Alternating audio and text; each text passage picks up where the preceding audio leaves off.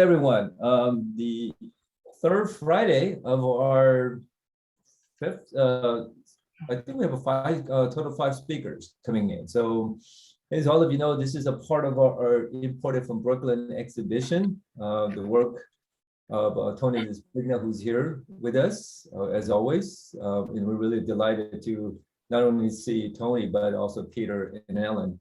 As I said, Josh is not going to be able to join us. But I just want to go ahead and just to make a quick intro, and perhaps Greg could go ahead and spend a little time and just kind of providing us a little bit more about yourself, your background, maybe your journey and so forth.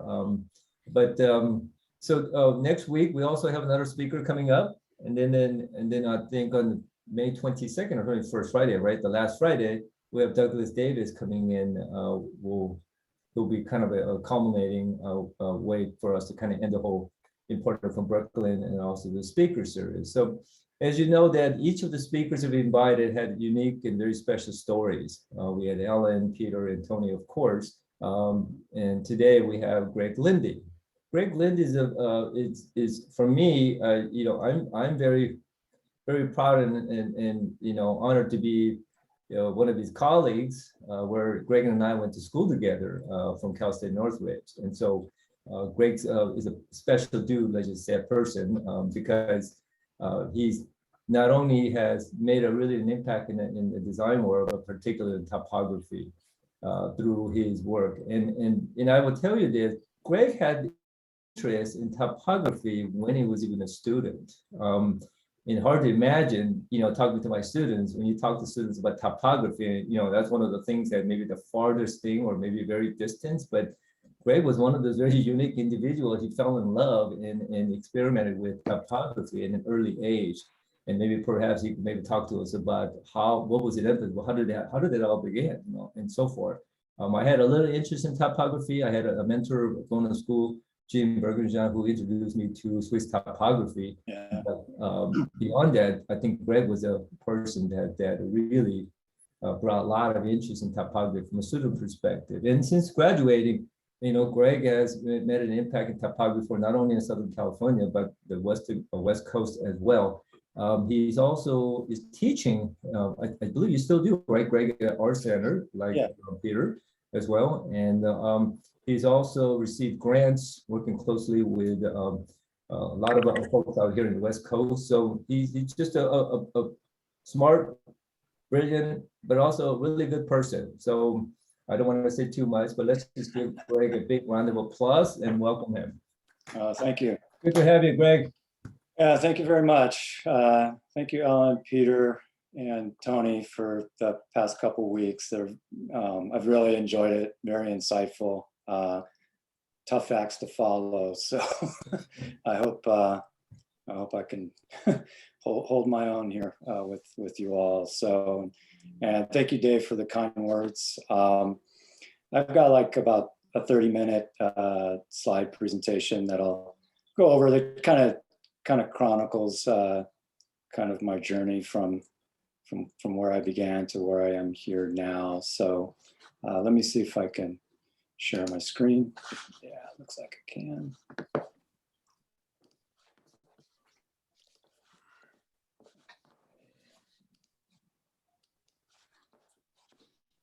Second. Okay.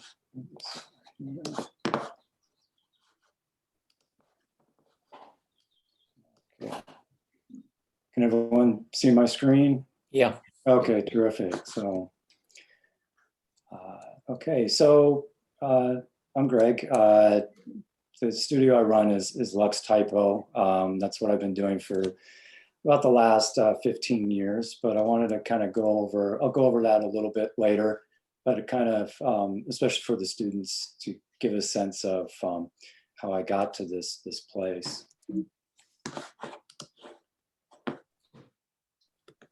So let me focus first on CSUN. So I arrived at CSUN in 1984. And like Dave said, had an interest in typography there. I had interest in typography even before that, like a lot of us do. Exactly.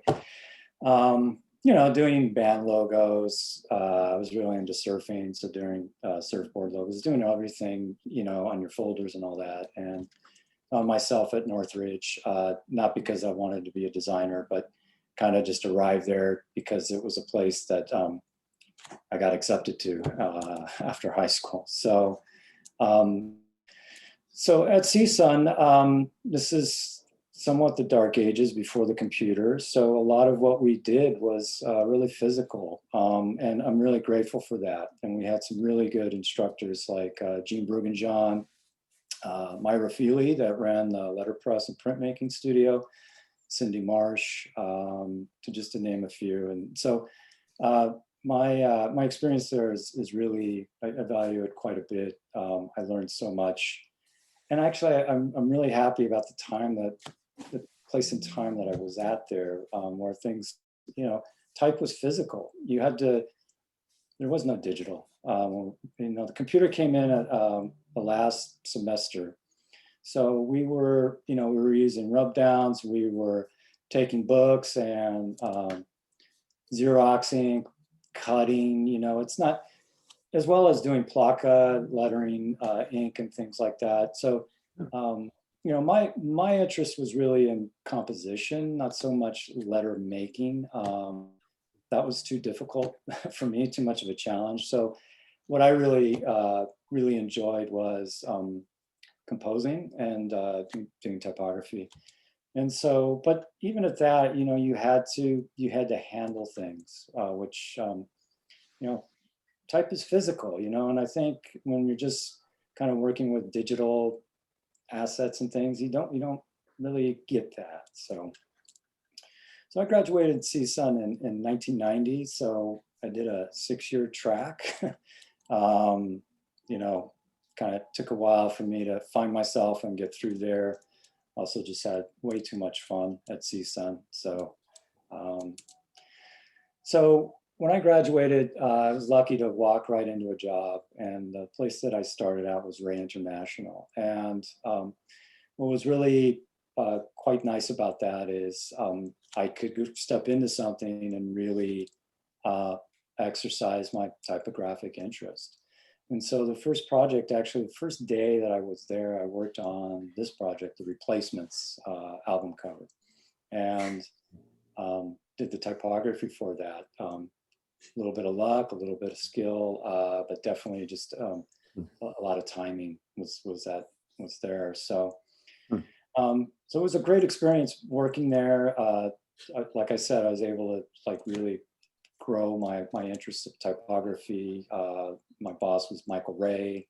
Still hold a lot of. I can't say enough good things about him. A mentor, friend, you name it. And it was a really great environment. We could experiment.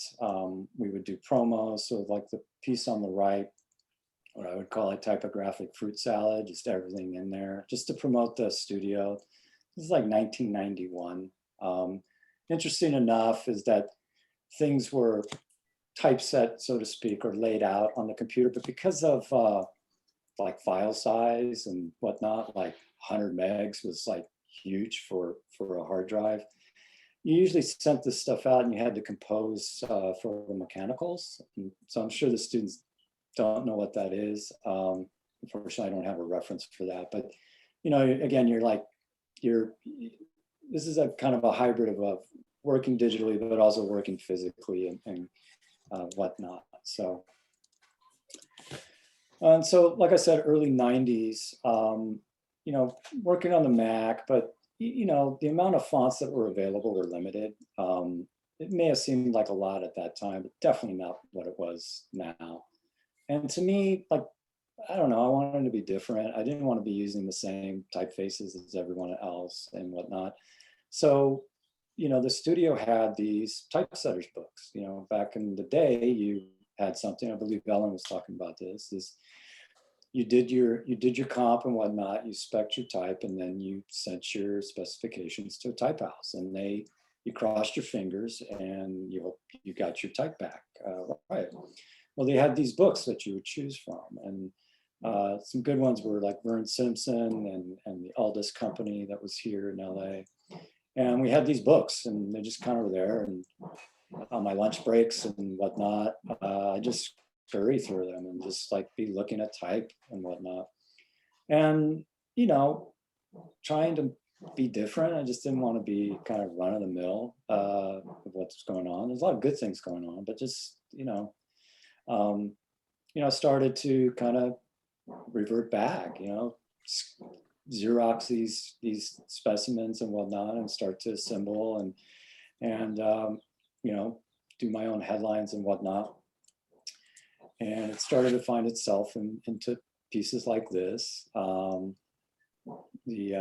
what was nice about it is that like it really made your work authentic. You weren't making do with what was available from Adobe.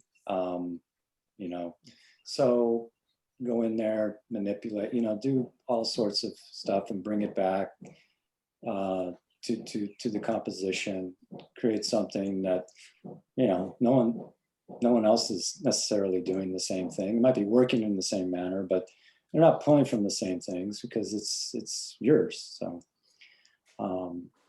it just, real interesting and fun way to work.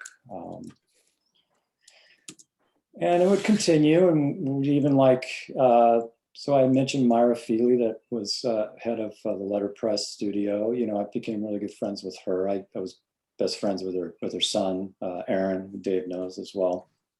And, Myra, I meet up with Myra and kind of, she had her own press in her own house and she had these wood types and whatnot. And, we start kind of playing around, printing them, and again, like there's nothing like this that existed. I mean, Adobe had something called wood types, but as nice as they weren't this. And so, I'd go over there and print and then take them, scan them, sometimes just composite them as just TIFFs and whatnot, or later on actually go in and make vectors from them.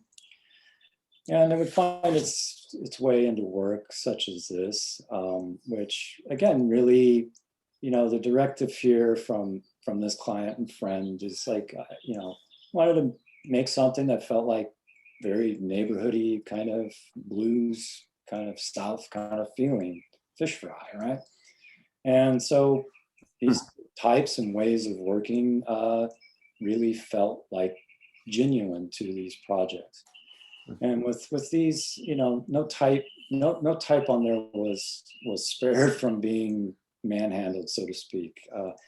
Even things that look like Futura were printed out, played on the Xerox machine, tried to give the kind of this shoddy repro quality.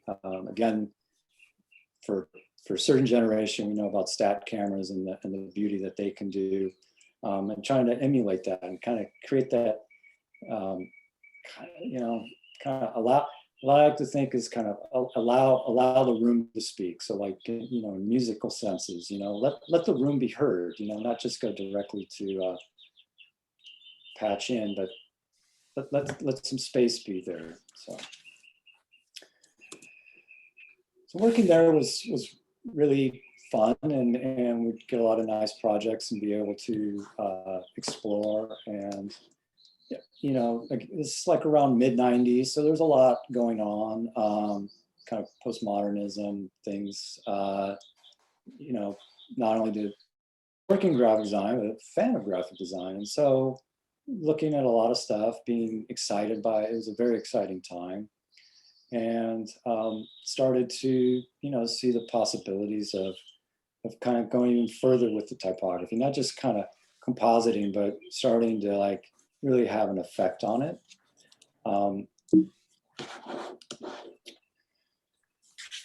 Start to see what others are doing, and others are like snipping and clipping and distorting and morphing and doing all sorts of crazy stuff. Some of it terrible, some of it kind of interesting, and start to kind of take my hand at it. And one typeface that I really liked was Helvetica Rounded.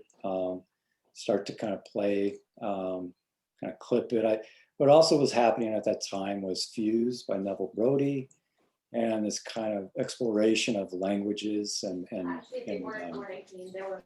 visual languages and representations of languages. And so that really interests me, and start to kind of, have fun, manipulate and whatnot. And started to do that, but just, start to kind of look around and say, okay, this is cool, but how can I kind of do a little bit more? I just don't want to be a mirror to everything that's going on. So there are like good examples, I would say, like Phil Baines's piece here on the left, that was for Fuse, but sort of also look like, what about history, because I enjoy graphic design, not only contemporary, but all the way through the years. And so I started to revisit like Wim Croyle's work, his alphabet, Herbert Byers' universal alphabet, which I don't have here. And it started kind of like, want to bring some of that quality, that craft, and kind of, if I'm going to do this, I want to be, I want to be, part of what's good and going on, but also like intelligent about it, have integrity. So I started to kind of relook and try to bring that logic, that rationale. A lot of what kind of the way I work is I might be drawn to something intuitively or impulsively, but immediately, as soon as I can, I try to kind of switch it over to try to apply some rationale, some reason. I'm a very reasonable person, so to speak. And so I try to get to that when I can. And so this actually led to my first typeface that I ever designed. And this is about like 1994, 95. And it ended up being this, Nova. And the concept here was how much is necessary for the letter form to be there for it to be able to be read. And, just kind of exploring that. And where I originally started with Helvetica Rounded, like clipping away, removing, I wanted to flip that and like have it a little bit more organic. How much does it need to grow, to blossom, to actually be recognizable? And so this is where that ended up.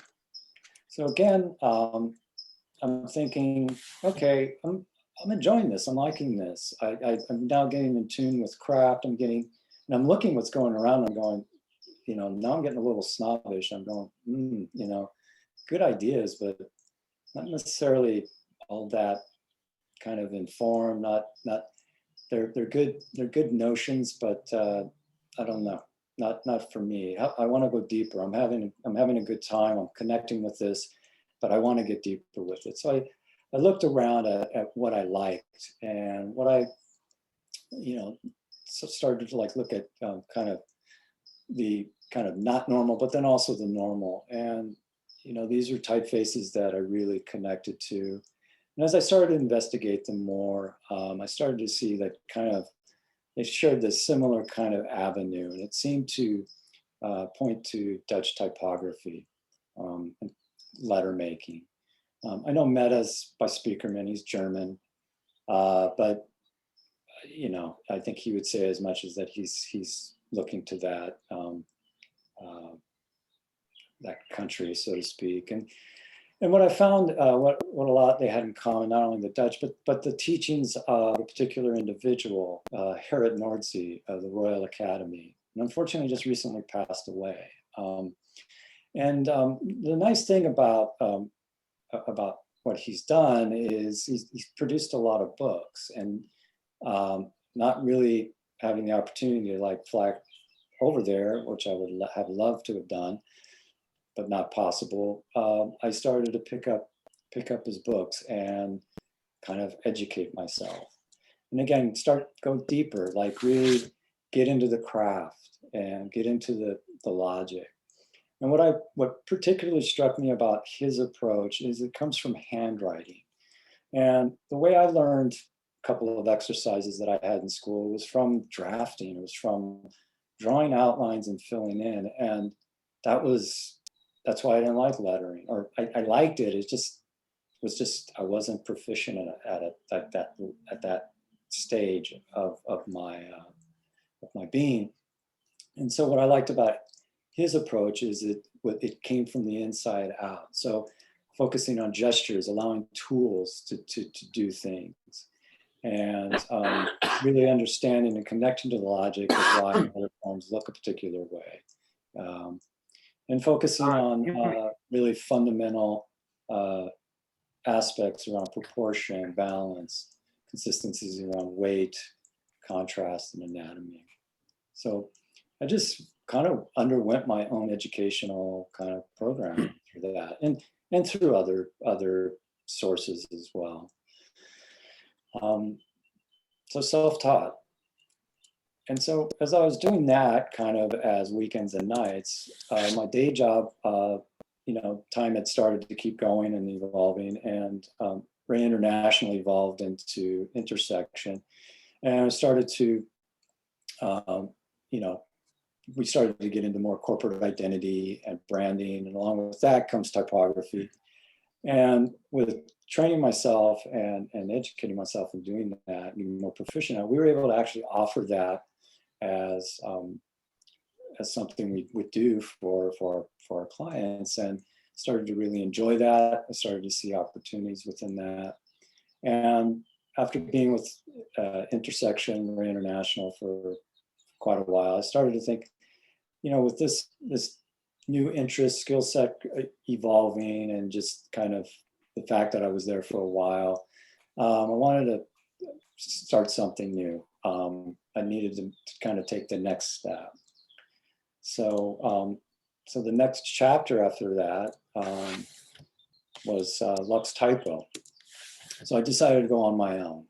And this is probably about 2008, 2009, thereabouts. And what I wanted to really do was focus on, creating type, specifically fonts, fonts for clients, fonts to sell, and lettering to go along with it. And when I say lettering, it's not in anywhere faint of Peter or Tony. It's a lot is it is lettering, but it's not of that caliber. It's a bit more kind of restraint and whatnot, which I'll show. So one thing that I would kind of drew me to creating my letter forms, as kind of can see, is that it gave me the ability to kind of to design with them. So even though I wanted to go more into that specialized, I still graphic designer, and I still like making type to make stuff. And so making promos for one's practice is some of the really fun stuff to do. So diving even head first into this, what I liked also about kind of just focusing on type is it's very black and white, literally, and it kind of brings me back to kind of the early days of camera ready art, and it's either black or it's white. And I work on the computer now, but everything is so clear to that, and I like that. And a lot of, kind of jumping ahead, it's nice that when I have to deliver a job, it's instead of 30, 40 years ago of handing over camera ready art on an illustration board, it's handing over a file, but it's black and white. And so I like that aspect of it. This for the students out there, this is Font Lab. This is a font authoring software to create fonts in. So this is what that interface looks like. So jumping, kind of moving forward, I'm going to get into showing some work now that Lux Typo has been doing for the last few years. So kind of opening up the files here.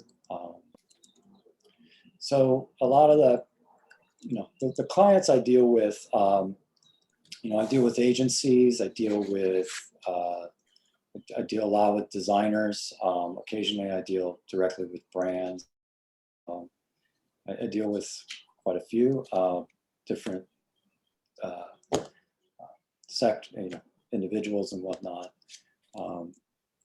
And so a lot of what I'm brought in to do with logos is to usually carry over certain directives.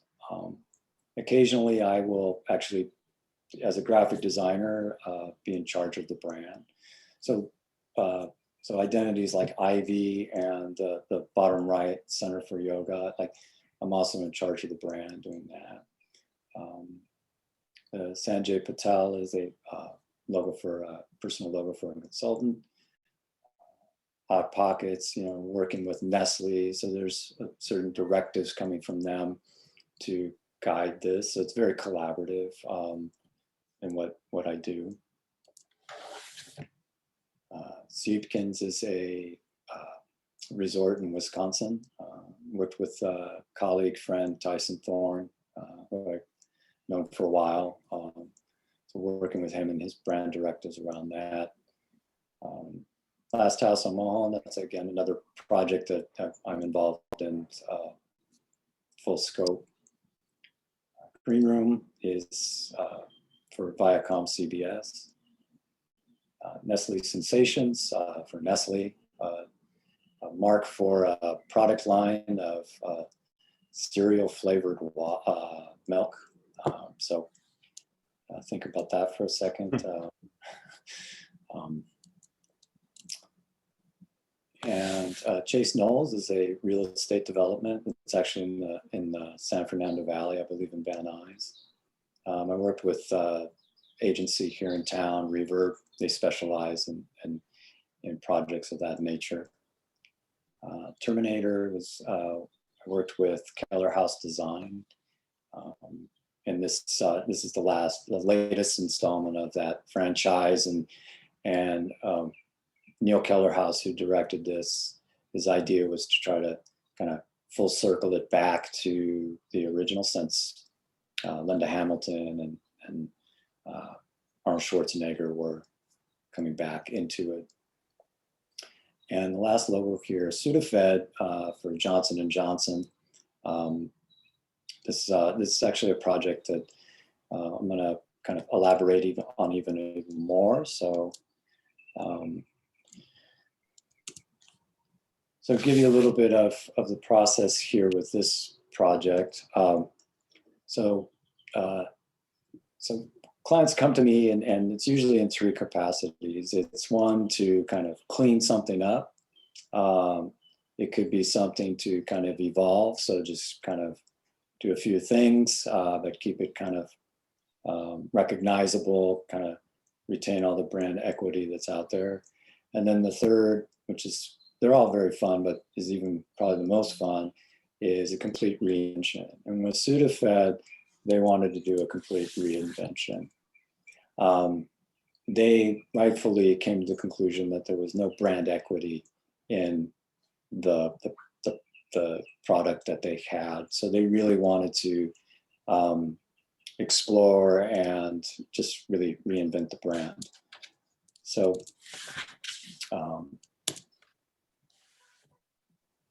we did a lot of exploration, and this project probably spanned a good course of 8 months.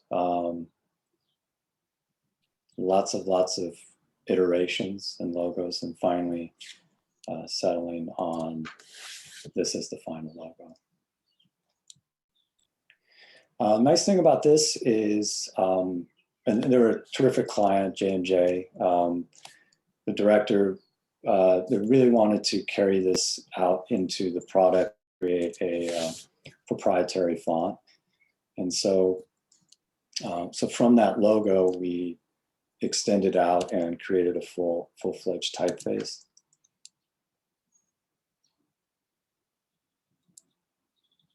So it would be on packaging and all sorts of marketing materials. So I'm gonna jump a little bit because I want to be sensitive of time. We're coming up on like 25 minutes, so We're good. uh, We're good. We're good. Yeah. Yeah.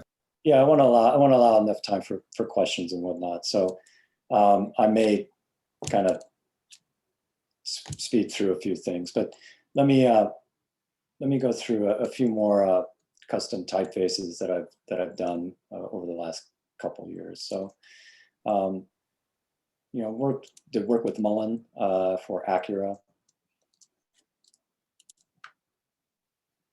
You know, in this instance, you know, the agency is coming to me, the team is coming to me with criteria. You know, they're coming with certain things already determined. You know, they really wanted a geometric sans. They had been looking at avant-garde, you know, and what they really wanted to do is kind of tailor something in that vein that they could own. And that happens a lot in what I do.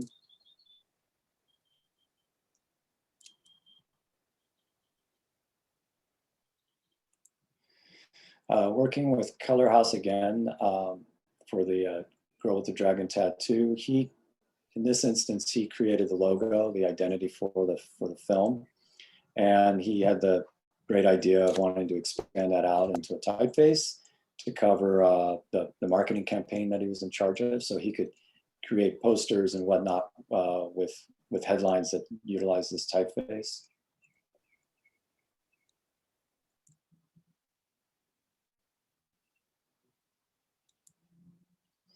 And then in turn, it set up that they were able to reuse this for the follow-up movie as well.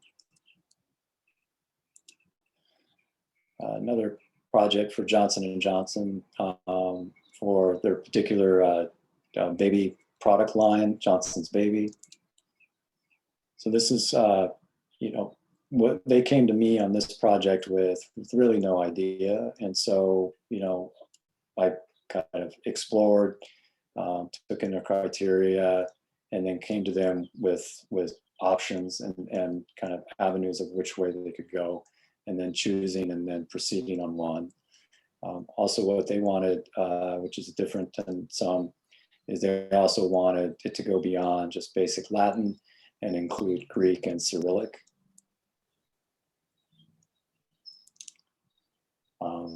That's a nice challenge in that, you know, now you have to kind of really get educated and informed on those language scripts and make sure you're not taking anything for granted or misperceiving anything. You know, in these instances, I reach out to colleagues that have expertise in them. I don't assume anything. But it's really enjoyable to like, I really like type because of the systems aspect. That's one thing. So, you know, to go even beyond the Latin alphabet and then kind of go into Cyrillic, into Greek, which is still kind of Latinish, you know, that's really quite enjoyable. Nesquik, and so for Nestle, came with the logo, did some kind of cleanup work with the logo, but then expanding that into a script typeface for all their marketing materials.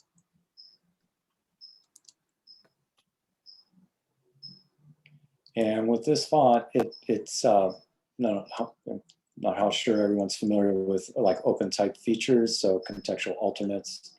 So you're able to create fonts now that are smart in the sense that they know when to substitute particular characters within the sequence. So like in the top word, the K knows when to switch, when it's inside a word to connect, or when it hangs on the outside to kind of round out. So what's nice about that technology is it's giving script typefaces a bit more, I don't know what the right word is, but they're not so rigid. You know, they're a little bit more playful, a little bit more spontaneous.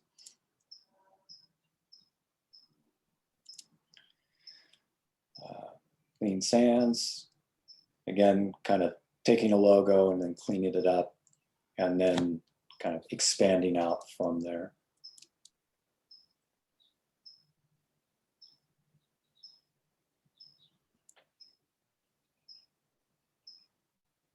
So I like working a number of ways. I like sometimes when a client says like very clear and you have limits and you got to really work in. And then sometimes I like it when it's a little bit more open.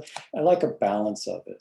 You know, and when you think things are so restrictive, you end up finding that there's a lot of opportunities there, you know. So a couple more, Kleenex. It's the brand font for the product. It finds itself on kind of to support everything. It was designed to support the script logo. As part of this project as well, they wanted that to translate into some keywords for a campaign they were doing. You know, they wanted a typeface that was inspired and connected to the Kleenex logo, but didn't mimic it. Wanted to support it.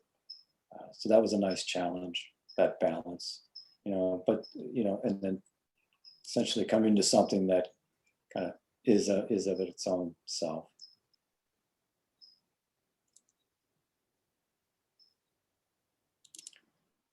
And the last custom typeface, did this with agency SS&K in New York City through the mayor's office. It's Unstoppable. And it was for a campaign, Recovery for All in New York, to help New York bounce back from COVID.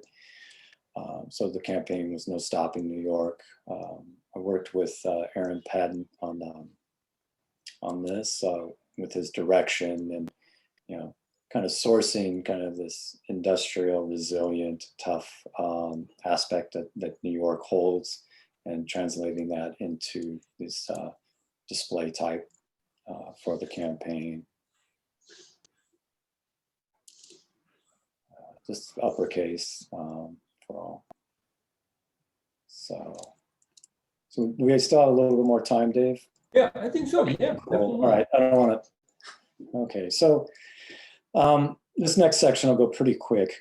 So I develop fonts for clients, but then I also I self-publish fonts and stuff, so to speak. So if I'm not working for clients, I'm doing other stuff. And one typeface that initiated on my own, Fabriga, Grotesque Sans. And this really kind of coexisted with this project that I self-initiated, and kind of created this, you know, I'm a little bit of an entrepreneur as well, and created this tote bag to market and whatnot. And, you know, used the typeface to kind of beta test and be the core to its identity. And, you know, I started Echo in Los Angeles, you know, a number of years back when there's you know, a bit of nonsense going on in the city, which is always, but, you know, kind of this idea that I'm a native here. I wasn't born in Los Angeles, but I've been here for a good 50 years. So, you know, there's this aspect that, you know, what's English, what's Spanish, and there's certain phrases, certain words that kind of transcend both and kind of are their own. And I feel like Echo in Los Angeles is one of those. And it's something to kind of get behind and rally and be proud of. And so, you know, I started this this brand and started with tote bags and marketed them and whatnot. And the nice thing about making stuff is you can use the typefaces that you create and they become great vehicles to promote them. Another thing, self-publish, is this newspaper, Floor Map. And Floor Map focuses on just kind of odd things here in LA. And this one, West Pico Boulevard, focuses on a stretch of street that I used to live by between Crenshaw and Rimpau. And it just looks at all the small shops that occupy that area. You know, there's there's no Starbucks, there's no Jack in the Box. It's all mom and pop stuff. It's all private. Just kind of looking at what that looks like and what the landscape and how it's rich to the community. And just some of the interesting and sometimes absurd things that you find that are there. So, and again, using it as a vehicle to kind of test and promote Fabriga. That led to a gallery show with actual source. And this is the gallery window, a little movie to show how we arrived at that. So again, being physical with type. Let it play one more time. So using vinyl lettering, but using it as a mask and then painting and pulling away. So the show, we just took over the gallery space. It was all about this.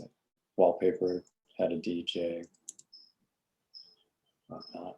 So, and that then led to making more stuff, posters, screen printing. Again, this physicality that you can't get digitally. So colored paper, ink, acetone, all sorts of fun stuff. The smells, love it.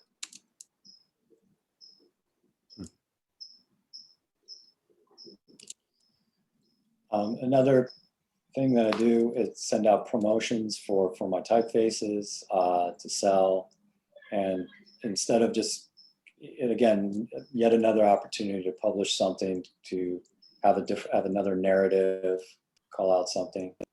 So started this, package these specimens under the banner of Offset. So Fabriga found its way into there. Again, this looks at kind of things that are naturally LA. With this, it's about Wheel of Fortune game show.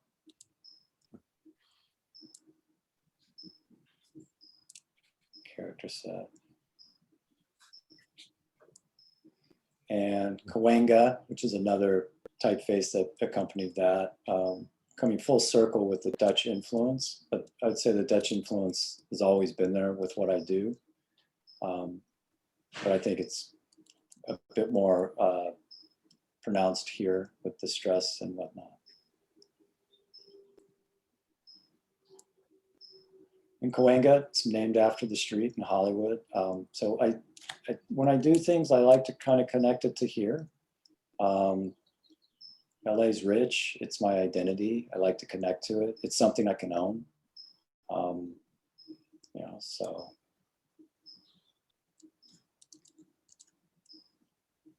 And let me jump forward here. So kind of coming full circle, I'll end here with Nova. So Nova was the first typeface that I started in the mid 90s. And occasionally I come back and I revisit it every so often. It seems to have these universal qualities that allow that.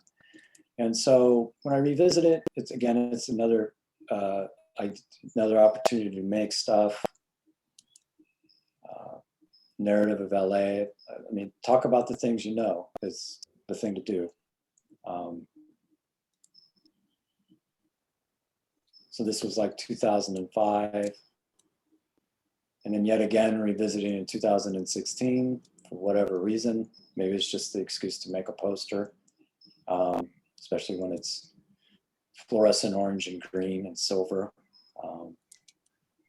Again, that physicality, just things you can never achieve digitally.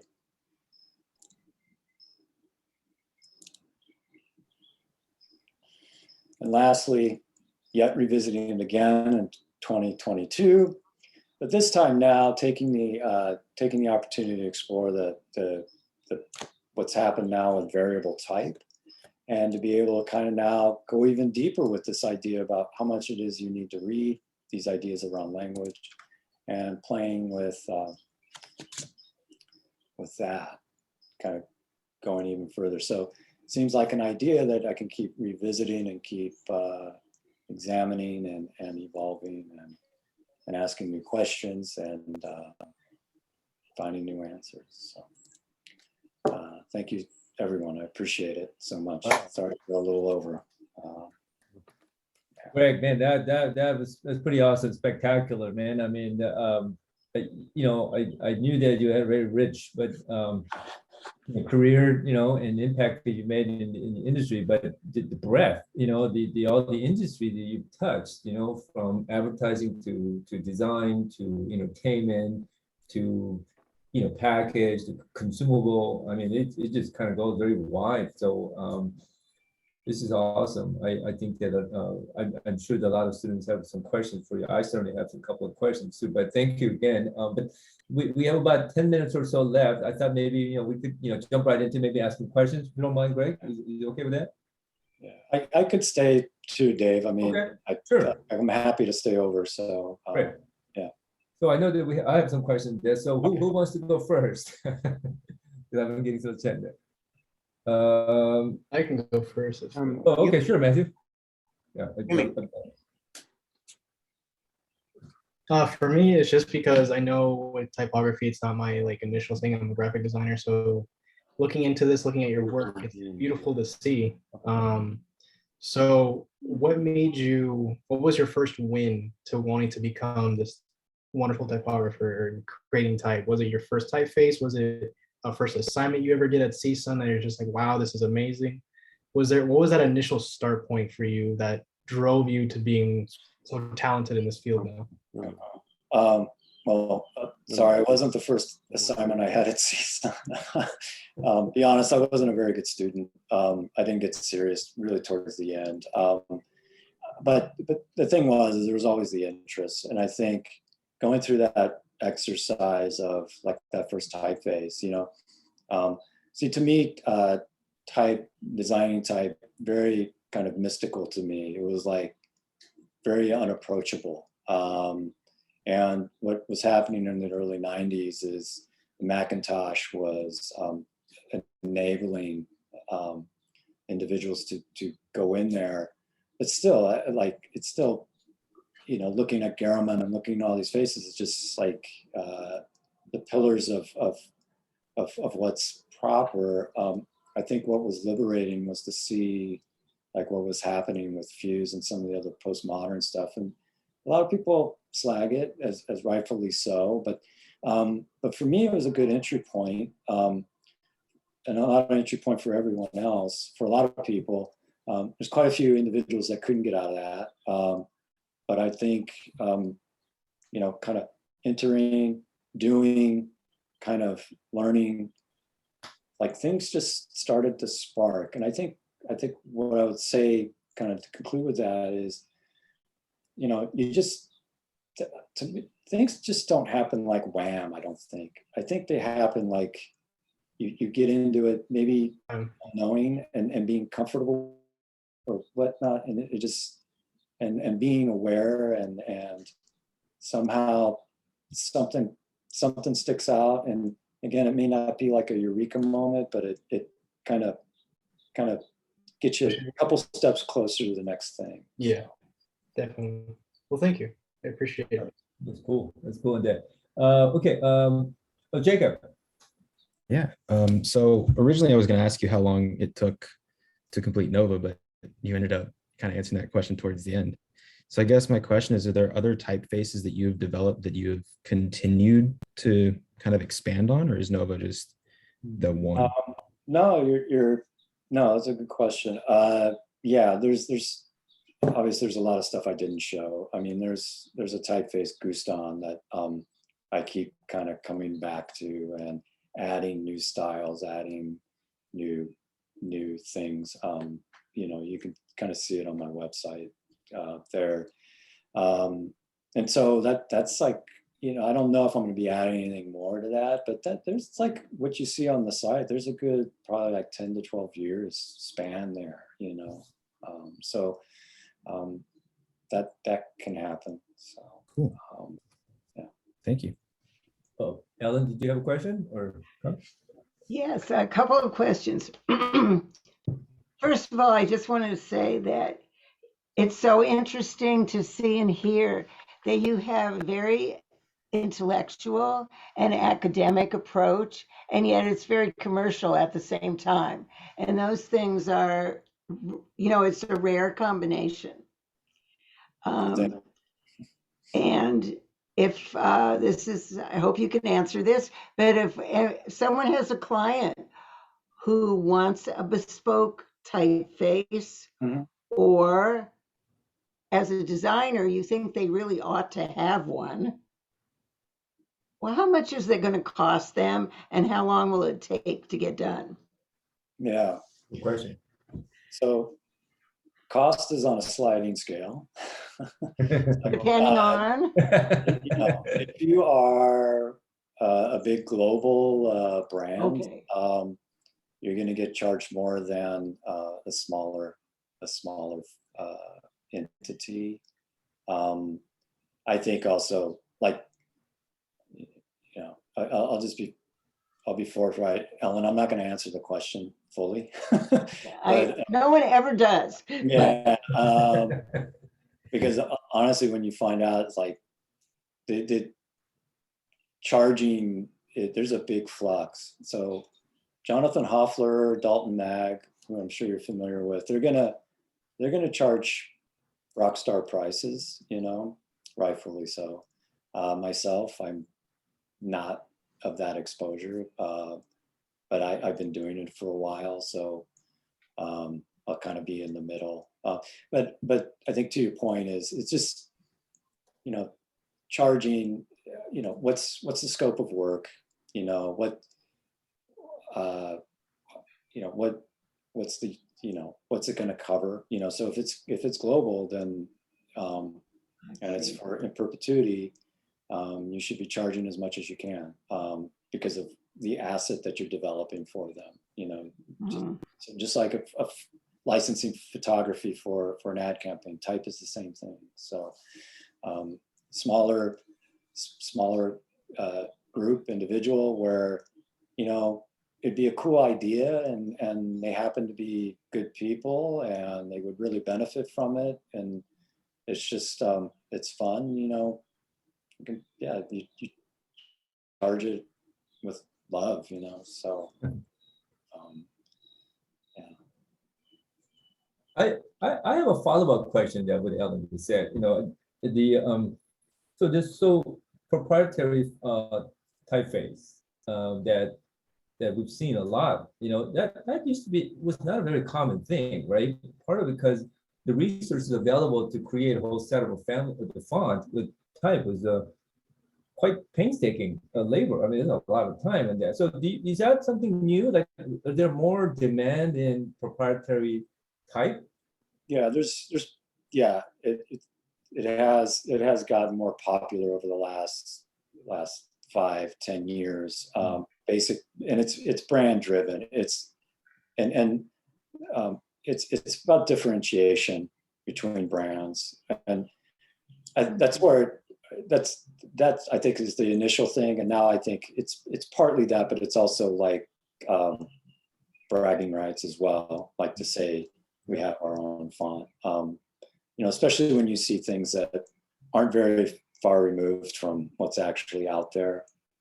I think also companies are seeing, well, if we do the licensing agreement of an off-the-shelf font for all of this, the price is really significant, and it's something that they actually don't own, that their competitor could strike that same agreement and have that same typeface, that it behooves them to invest that more money to actually create something ownable. So that's cool. Yeah, that's what I figured. You know what I mean?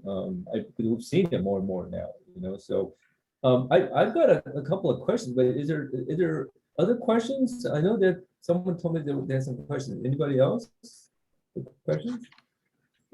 What can I ask this question while others are thinking about it? I'm curious from you, Greg, and maybe even Peter and Tony and even Ellen, those who have been teaching.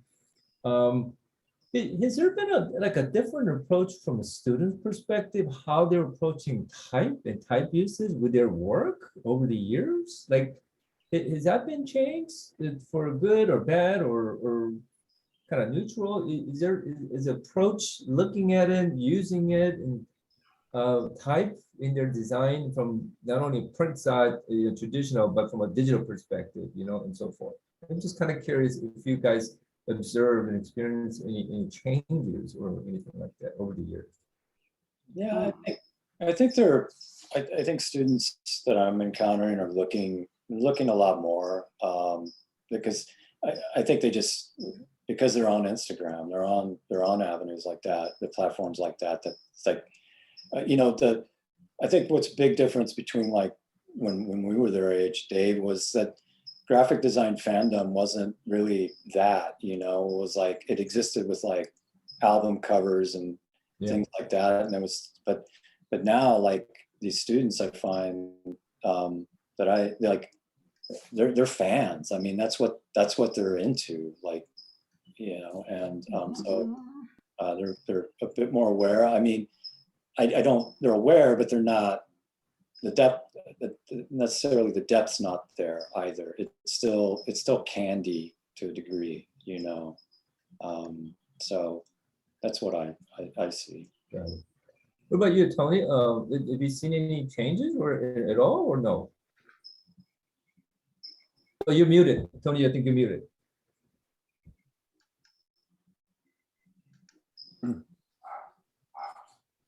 Oh, you're still muted, Tony. For some reason, you're muted.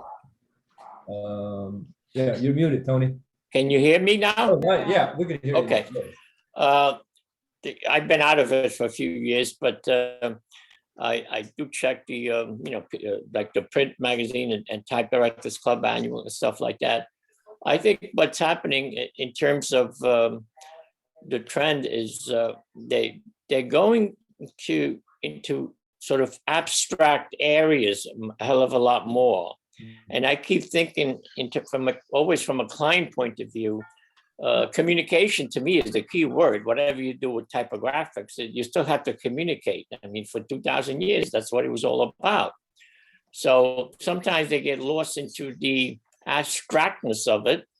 And while it creates beautiful abstractions, and then I ask myself, how does this communicate? That's always my last question. How does this communicate? Because that's what a client comes to you for, is to communicate a message. So I'm just, I find it exciting and it gives me ideas, which is what I think is great from what I see. But I always, as a teacher, I'm always looking at stuff and I always feel like correcting stuff.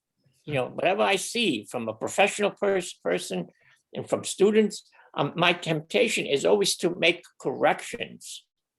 What I usually do, for example, a couple of days ago, I went to Pratt Institute. I was invited by a colleague of mine, Kevin Goddard, to critique his students' work, right? So I'm tempted to take a tissue, put it over their work, and this is what you could have done or should be done to make it better. So I guess I'm always constantly thinking as a teacher, but I find that why not? Because because I'm one, even as a teacher, I was hesitant to pat students on the back. And I never felt that was helpful to them. I think students need to know where they're at in order for them to improve. So I've always been brutally honest with them. And so I continue to be that way. I'm sorry. That's great. But did you have any thoughts on Peter and Ellen?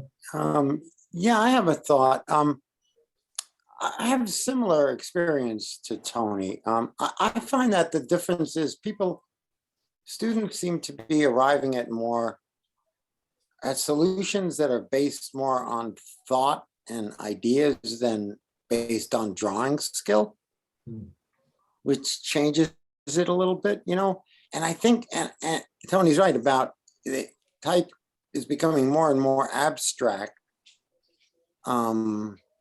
Like in your font Nova, the pieces that were missing, you know what I mean? So it makes it into almost like a cryptograph, and it challenges you to read it.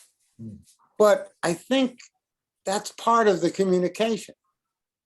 You know, like if you see a CD cover that's kind of a high-tech sound or something, and it has an abstract, difficult to read cover or title, that communicates immediately, even though you can't read it. You know, like what kind of realm you're in. You know, it's kind of hard to explain. Kind of hard to explain. So I've seen a lot of strange results.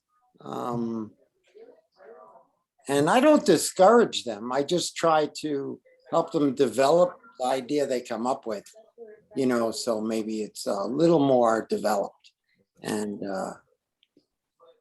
possibly more readable. Yeah, well, Greg, I love the idea of you abstracting it to the point where you left out pieces of typeface. And I find that very exciting in terms of display graphics typography. You certainly wouldn't set an encyclopedia or paragraph of that stuff in a text size, right? So Greg, you send me that whole alphabet, and I'll put a tissue over it, and I'll show you. I found that students have, Google has replaced the library. It's replaced books, textbooks, everything. I wrote a whole syllabus for the last course that I taught, which was at Marymount Manhattan College. It's called Typography in Design, where I'm supposed to be teaching the InDesign program and the history and uses of typography at the same time.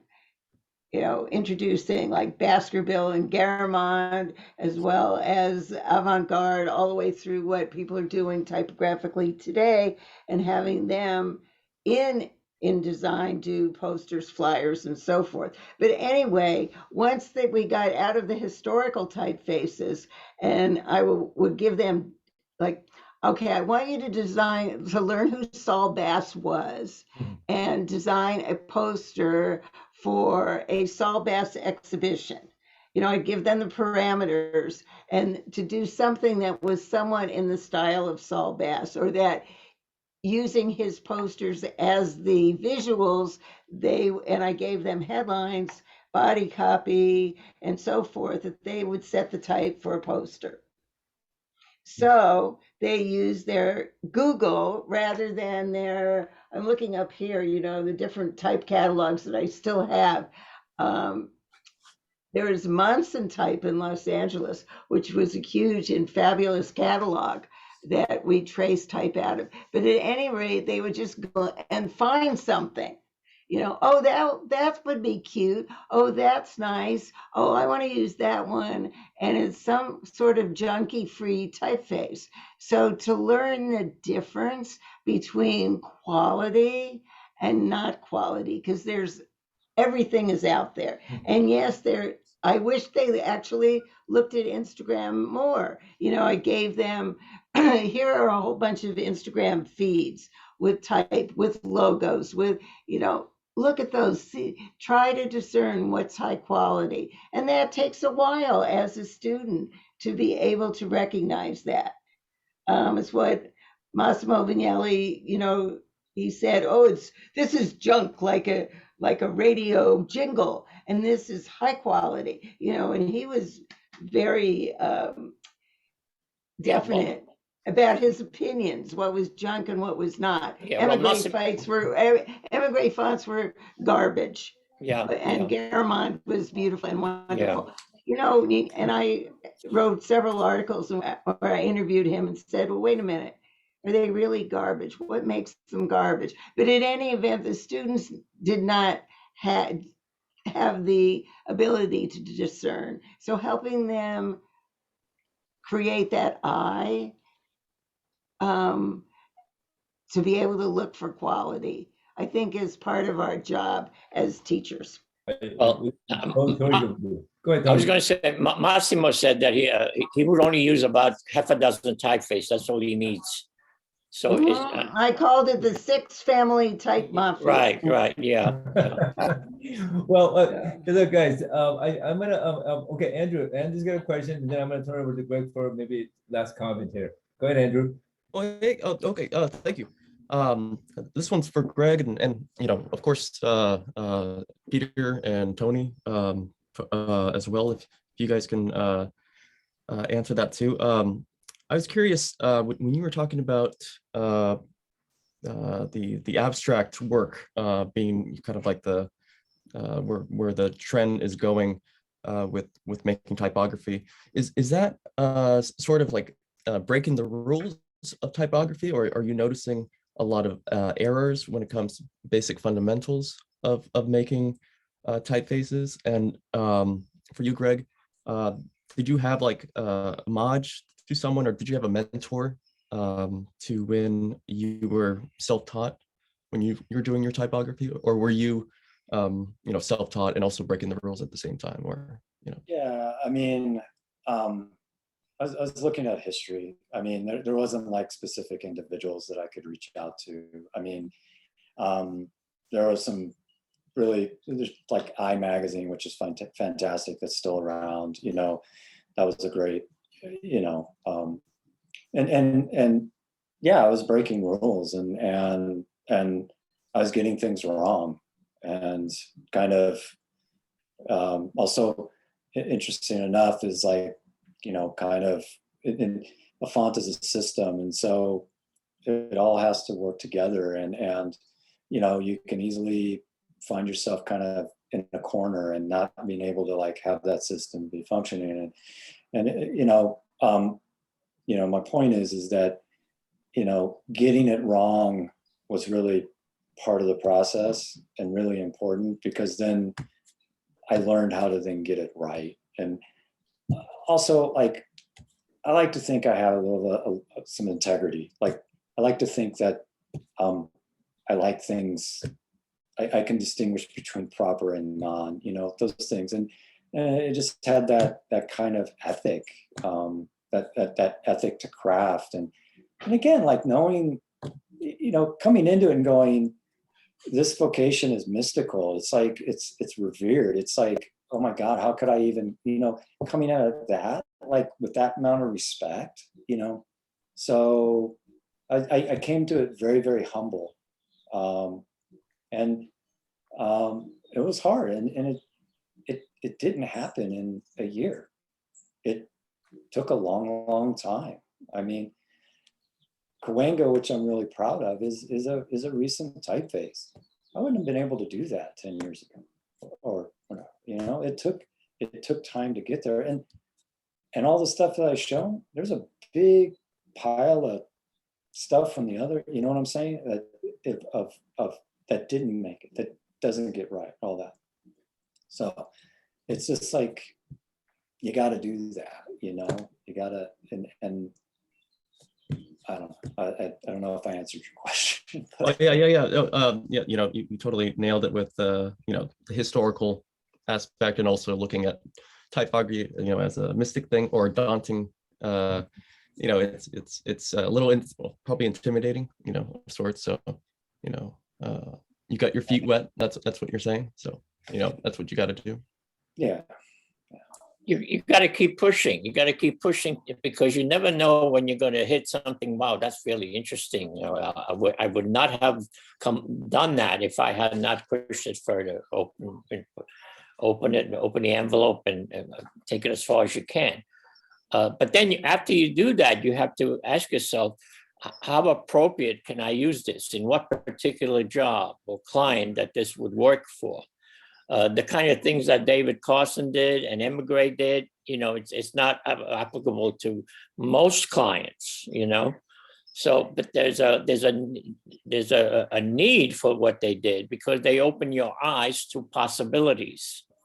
And that's what I, as a designer, when I look at Greg's work, by the way, Greg, I'm not going to put a tissue over your work ever. I wouldn't dare do that. But when I look at Greg's work, and that's what I find interesting, is that he's an explorer. You know, he explores things and tries to come up with new ideas. I mean, I look at his stuff, and I have ideas of what I could do, you know, if I was still in the business. But I'm working on personal projects now. but his work gives me ideas, and that's when when I come across somebody like that, yeah, I'm, great to see the guy's work, etc. Thank you, Tony. Yeah, when I looked at your work, Greg, the thing that struck me, like in your typefaces, was like your exploration, like Tony was saying, and like kind of innovation. Like some fonts have serifs, but only in certain places, but the rest of it is sans. Or some will have little angles in certain places, but not everywhere. Mhm. There's like an inconsistency about what you're doing, and it intrigues me because I'm wondering like what your thought process is. How do you know like when to stop? You know what I mean? And whatever you're doing, it results in a very contemporary look, but it still has like a kind of a beauty to it, old school kind of like ethic behind it that you can sense. So I'm amazed. Like some of your font, like some letters are like narrow and others are like extra widened, and somehow it all fits together. It's to me really really interesting. Thank you. I mean, it's what I kind of tell students when they're kind of developing their typeface, and and they want to do interesting things, they want to do different things, whatnot. I just making sure they have a grasp of fundamentals, and making sure that when they do things, they're not perceived as mistakes, that they're deliberate. And so occasionally I'll have a student that will want to just do something weird as their personal font in class, and I make a point in the beginning, is like, this it's not my project. This is your font, it's personal.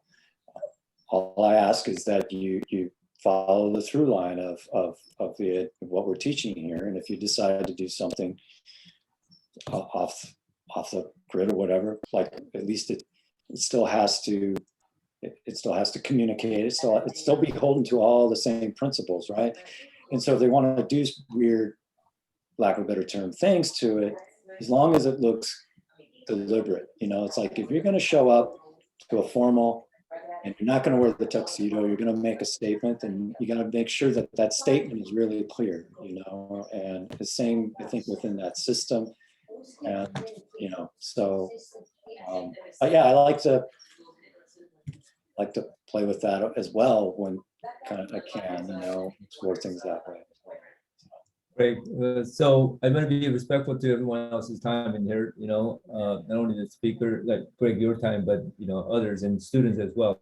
Students actually have their annual Saga portfolio review, Greg, tomorrow. Remember Saga? With portfolio review. So tomorrow is that, and the students have been stressed and anxious and kind of all in the nervous spot at the same time. And they're also happy to showcase their work. So, we have to say our Saga Student Advertising Graphic Association annual portfolio review is the longest consecutive running student portfolio in the world. Started in 1971.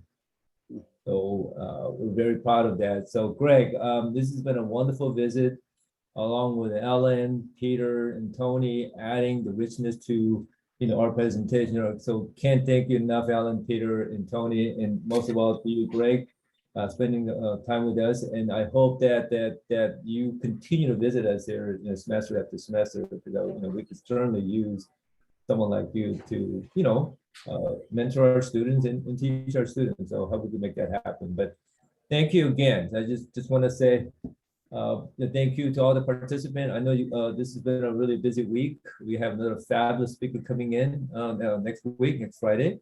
So let's all try to come back next Friday. But have a great Friday evening. Have a great weekend. And then we'll see you all next Friday. Okay. Dave, thank you, everyone. Bye-bye. Thank Thank you, Greg. Fantastic. See everyone next week. Yeah.